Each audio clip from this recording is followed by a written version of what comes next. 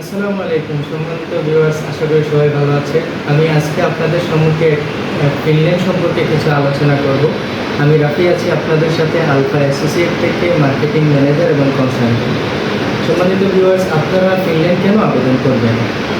সেক্ষেত্রে আপনারা ফিনল্যান্ড আবেদন করার কিছু উপকারিতা রয়েছে, সেটা চিন্তা করতেছেন স্পাউসকে নিয়ে যাওয়ার জন্য। তাদের ক্ষেত্রে ফিনল্যান্ডটা হতে পারে বেস্ট, কারণ আপনি ফিনল্যান্ডে স্পাউসকে নিয়ে আবেদন করতে পারবেন।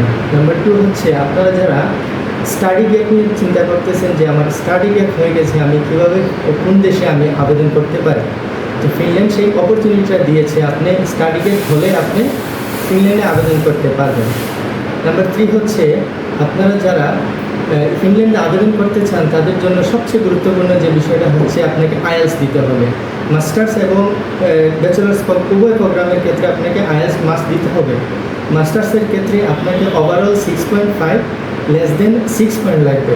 ব্যাচেলার্স প্রোগ্রামের জন্য আপনাকে ওভারঅল 6 পয়েন্ট এবং লেস দেন 5.5 লাগবে। আর সবচেয়ে গুরুত্বপূর্ণ যে বিষয়টা হচ্ছে, আমরা অনেকে টিউশন ফি নিয়ে চিন্তা করি। তো ফিনল্যান্ডের ক্ষেত্রে আপনি ম্যাক্সিমাম ভার্সিটির ক্ষেত্রে আপনার টিউশন ফিটা রিজনেবল হয়ে থাকে। আরেকটা বিষয় হচ্ছে, আপনাকে স্কলারশিপ পাওয়ারও অপরচুনিটিটা রয়েছে। তো সম্মানিত ভিউয়ার্স, আপনারা যারা ফিনল্যান্ডে আবেদন করতে চান তারা আমাদের সাথে যোগাযোগ করুন। আরও বিস্তারিত আপনাদের সাথে ম্যান টু ম্যান কথা বলে ক্লিয়ার করার চেষ্টা করবো ইনশাআল্লাহ। সে পর্যন্ত ভালো থাকবেন। আবার আপনাদের সঙ্গে কোনো একটা টপিকস নিয়ে আমি হাজির হব। সে পর্যন্ত ভালো থাকবেন। আসসালামু আলাইকুম।